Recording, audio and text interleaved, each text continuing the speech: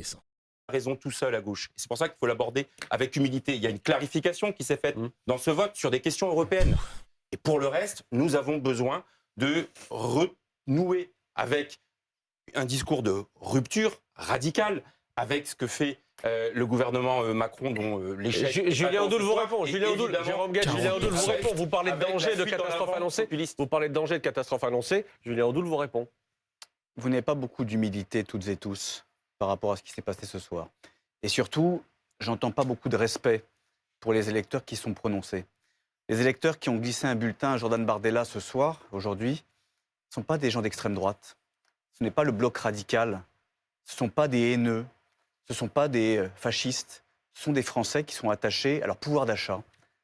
Le Rassemblement national a fait campagne sur le pouvoir d'achat. Il a parlé des préoccupations des Français. Ce sont les Français qui ont peur de voir leur pays disparaître. Ce sont les Français qui ont peur pour leurs enfants, qui aujourd'hui sont en insécurité croissante compte tenu des politiques qui sont menées. Donc moi, j'aimerais un petit peu qu'il y ait du respect pour ces Français qui se sont exprimés et qui ont envoyé un message extrêmement clair. Et je tiens à dire aussi que l'enseignement, il doit être entendu par le président de la République. Le président de la République, c'est évidemment mis en avant. Puisqu'il s'exprimera dans les minutes qui viennent. Au-delà des mots du président de la République, déculotté, un expert de la communication verbeuse et surtout stérile, mais on attend des actes. Est-ce que Rima Hassan aura son siège ou pas, les mecs? Je ne sais pas, les mecs. Je crois que normalement Rima Hassan aura son siège, mais je ne sais plus, elle est classée... je crois qu'elle est classée 8e, les mecs. Ouais, elle a son siège. Ok, les mecs, let's go. Subit un désaveu personnel. Il s'est impliqué dans cette campagne avec son Premier ministre. Le Premier ministre qui prenait même la place de la tête de liste du parti Renaissance. Donc le message, il doit être entendu au plus haut niveau de l'État. Et on a entendu dissolution tout à l'heure à la bouche de Jordan Bardella. Et particulièrement, si vous permettez, particulièrement vis-à-vis des politiques qui concernent la ruralité. Les scores que réalise le Rassemblement national, Jordan Bardella, 50, 55, 65, voire 70% dans des centaines, des milliers de villages de France qui sont aujourd'hui abandonnés, qui sont aujourd'hui en proie à un mépris du gouvernement, indique qu'il faut véritablement un changement de politique majeur.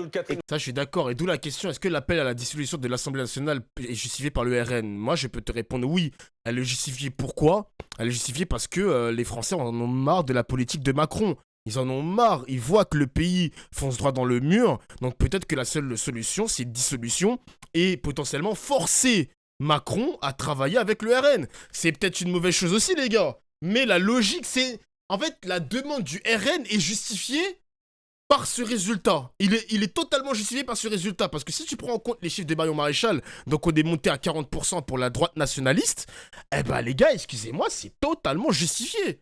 Totalement justifié. On peut évidemment le reprocher. Moi, je suis intimement, je suis pour. Parce que dès que ça déstabilise un petit peu les institutions, je suis pour. T'as capté, révolutionnaire, tout ça, t'as capté. Mais, sur la forme, évidemment que s'il y a des législatives, les mecs, avec un maximum de députés, il y aura moins de LFI, il y aura moins d'écologie. En général, il y aura moins de NUPES, il y aura moins de droitards, moins de macronistes, mais plus d'extrême droite. Et même potentiellement des députés reconquête, les gars. Donc vraiment, c'est dangereux, hein. C'est très dangereux s'il fait une dissolution, pardon. Qui doit être entendu par Emmanuel Macron. Répondu tout à l'heure, Catherine Vautrin, clairement, quand Jordan Bardella, Julien Audoul disent dissolution au vu des résultats et au vu, mais de la claque prise par votre camp ce soir, est-ce que c'est le moment de dissoudre? Vous n'avez pas répondu tout à l'heure, clairement. Mais le sujet, je crois, ce soir, qui est extrêmement important, c'est effectivement... Le discours de Hayé va être compliqué, Dauphin. Je vais écouter, les mecs, je vais écouter. Non, de dire aux Français que oui, le message est entendu et que ce message des Français... Mais est-ce qu'il aura des conséquences? Vous venez de l'entendre, le président va s'exprimer. C'est pas à moi maintenant de vous expliquer ce que va dire le président dans quelques minutes. En revanche, je voudrais avoir un avis. Je voudrais savez-vous d'ailleurs? Je voudrais revenir sur le point qui vient d'être. Elle ne veut pas répondre. Hein. Moi, je fais partie de ces élus de territoire. Et donc les territoires, comme beaucoup d'entre nous, je les vis. Je ne fais pas qu'en parler, je les vis au quotidien. Et effectivement, un des sujets, et je pense un des points sur lesquels nous n'avons pas réussi à convaincre, c'est qu'il y a un sujet qui était un scrutin Photoshop européen. Qui s'est ouvert. Et en fait, tout ce scrutin a été un scrutin qui est revenu sur des sujets qui sont des sujets qui ne vont pas être réglés demain matin par l'Union européenne, quelles que soient celles et ceux qui vont être demain en place au Parlement européen. Enfin, on a parlé d'environnement, on a va dire quoi parlé Macron, je ne sais pas, Kramel. Il faut quand même se le dire, il y a aujourd'hui une nécessité... Vous n'avez pas retenu la leçon, en fait, vous continuez les éléments de langage de la campagne. Mais je n'ai aucun Vous n'avez élément... pas retenu la leçon de ce scrutin Je n'ai aucun et du élément... message qui a été envoyé par... Ah, il bombe le torse là. Il est en position de force, les mecs, il bombe le torse. Vous n'avez pas retenu la leçon. Vous n'avez pas retenu la leçon. Merci, Captain, pour le sub. Aucun élément de langage, monsieur Odoul. Moi, Il bombe le torse là. Je vais vous donner un exemple très concret de la ruralité. Vous voyez, moi, dans ma circonscription... J'ai pas besoin de vos leçons de ruralité, je ne donne pas de leçons, je vous donne un exemple concret. Moi, je suis élue dans la Marne. Dans la Marne, il y a d'un côté des betteraviers, il y a de l'autre côté des gens qui font du champagne. Eh bien, je peux vous dire une chose, c'est que très concrètement, ces gens-là, ils ont effectivement besoin de l'Europe. Ils ont besoin de l'Europe, pourquoi? Parce que comment voulez-vous qu'ils puissent demain vendre d'un côté le sucre... Pourquoi ils n'ont pas voté pour votre liste dans la Marne? Voire d'un côté du Madame la ministre, voire de l'autre côté. Pourquoi dans la Marne, dans votre département, ils n'ont pas soutenu vos politiques et vos messages? Nous avons, monsieur, une vraie différence. Parce qu'ils n'y croient pas et vous le savez très bien. À gérer nos traités internationaux, par exemple, et ce que vous promettez sur le sujet est extrêmement... Madame la ministre, moi ce que je retiens d'un point, monsieur Guedj, excusez-moi, mais tous, autant que vous êtes, vous avez qu'une obsession, c'est de faire reculer le Rassemblement national, c'est de battre le Rassemblement national.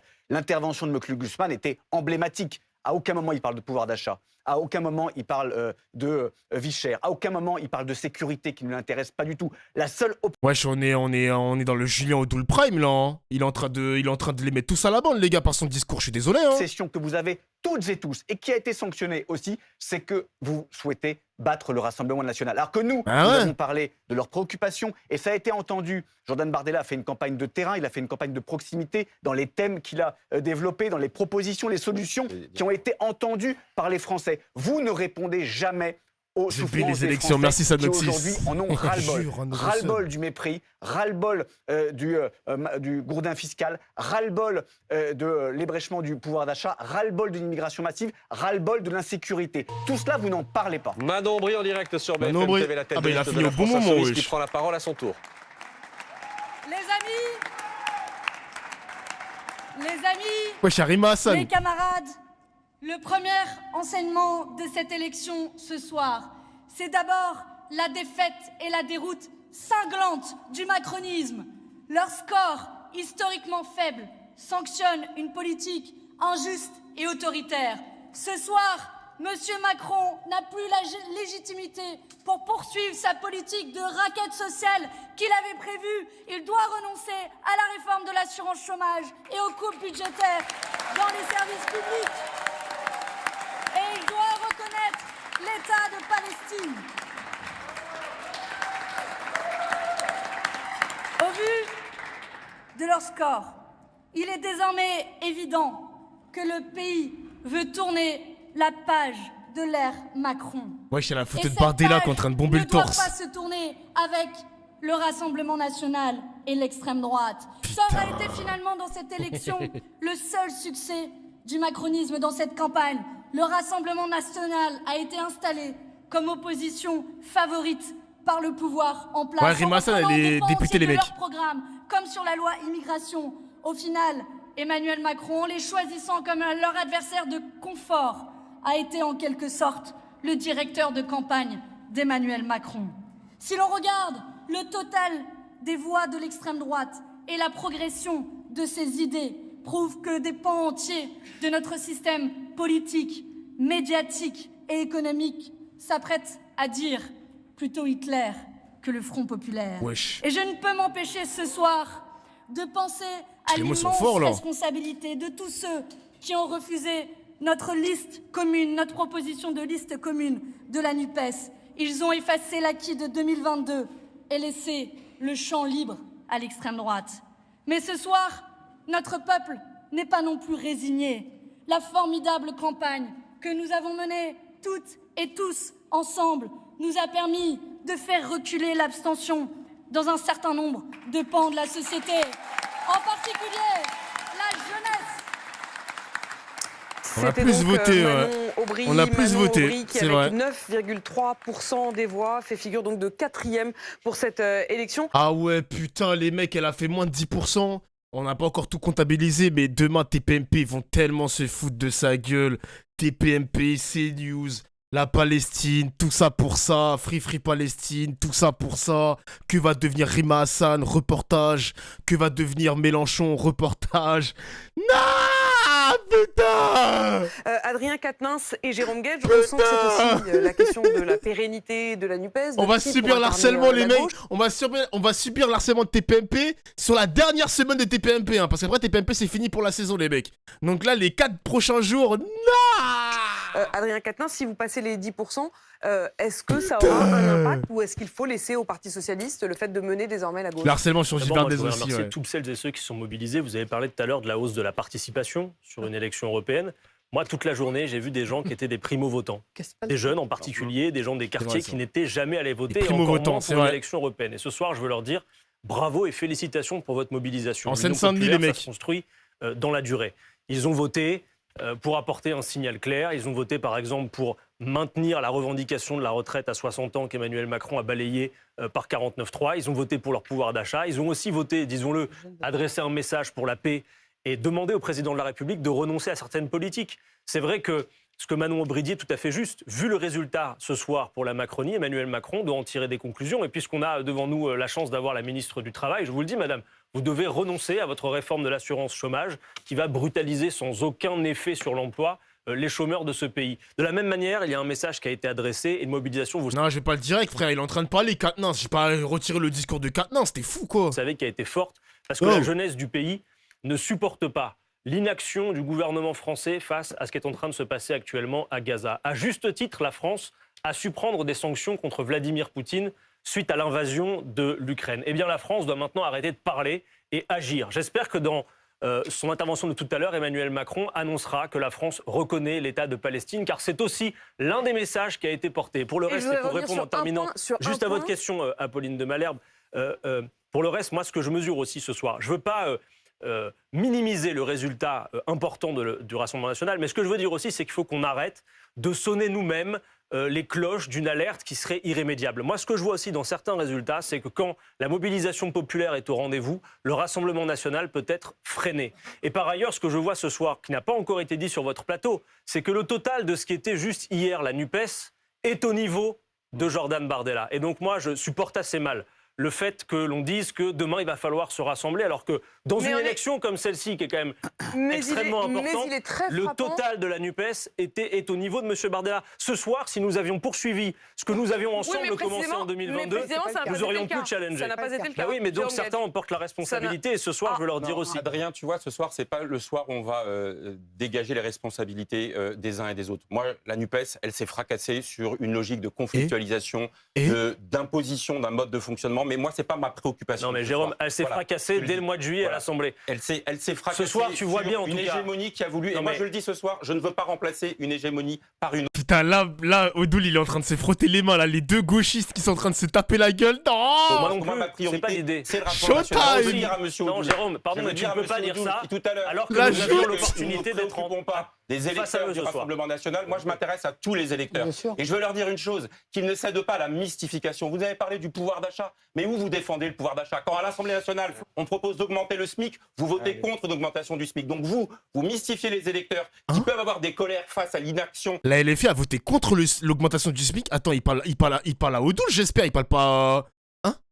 Du gouvernement d'Emmanuel Macron. Les électeurs sont assez intelligents, monsieur Guedj. Ah, il parle d'Odoul, ok.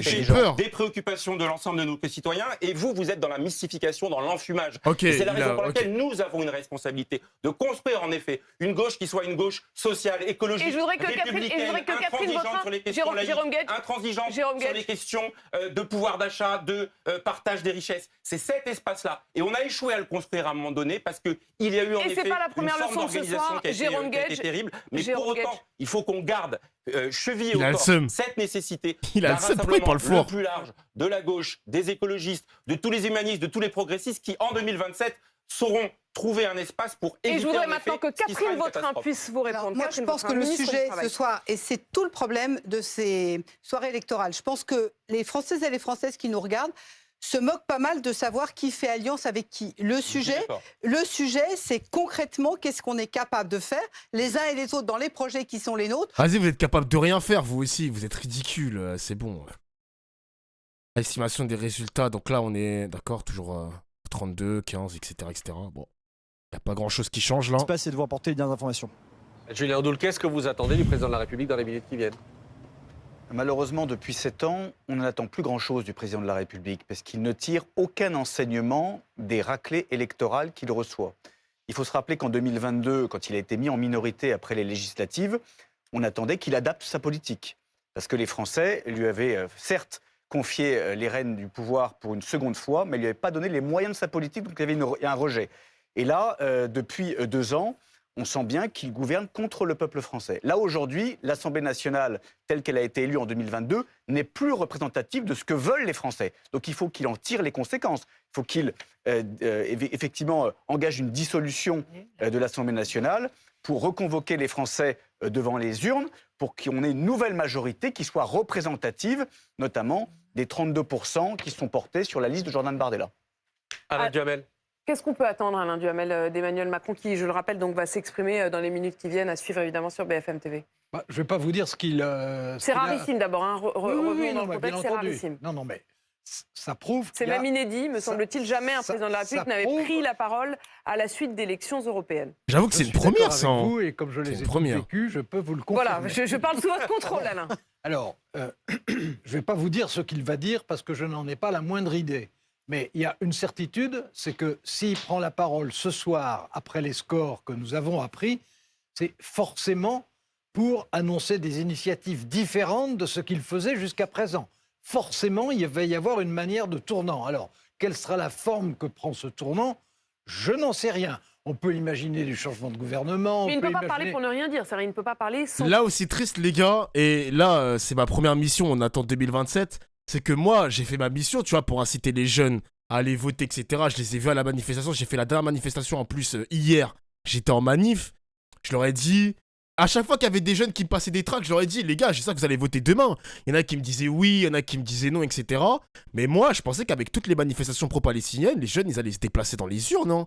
Parce qu'au final, le score de Mano Aubry, il reflète presque les sondages, le résultat des sondages. Donc pour moi, il y a encore très peu de jeunes qui ont voté LFI, hein. C'est triste, hein. Qu'il y ait une annonce forte de tournant, de changement. Il faut qu'il y ait c'est une minorité, tout ça, Doflac, c'est bien. Mais ouais, mais c'est triste. Qu'il y ait quelques symboles pour essayer de lui donner de la chair et du crédit. S'il parle dans l'abstrait, si ce sont des considérations générales, ça ne servira strictement à rien. Dommage. Les référendums, ce genre de choses? Au référendum, ça m'étonnerait, sauf s'il est complètement masochiste. Ça a voté Bardella chez les jeunes. Ouais, c'est vrai qu'il y a beaucoup de jeunes qui votent Bardella aussi. Il y a aussi des volontés des Français. C'est vrai. Il peut faire un référendum sur n'importe quel sujet, il le perdra. Donc, ce ne sera pas un référendum. Une dissolution, c'est imaginable. Et il en a le pouvoir. Au vu de l'écart, vous dites ce soir, c'est imaginable. Non, mais c'est imaginable et il en a le pouvoir. Putain, vous êtes presque 3000 sur mon stream, les mecs. Eh bah, bienvenue, les mecs, hein, bienvenue. Mettez-vous bien. Presque 3000 personnes, tout va bien, ok.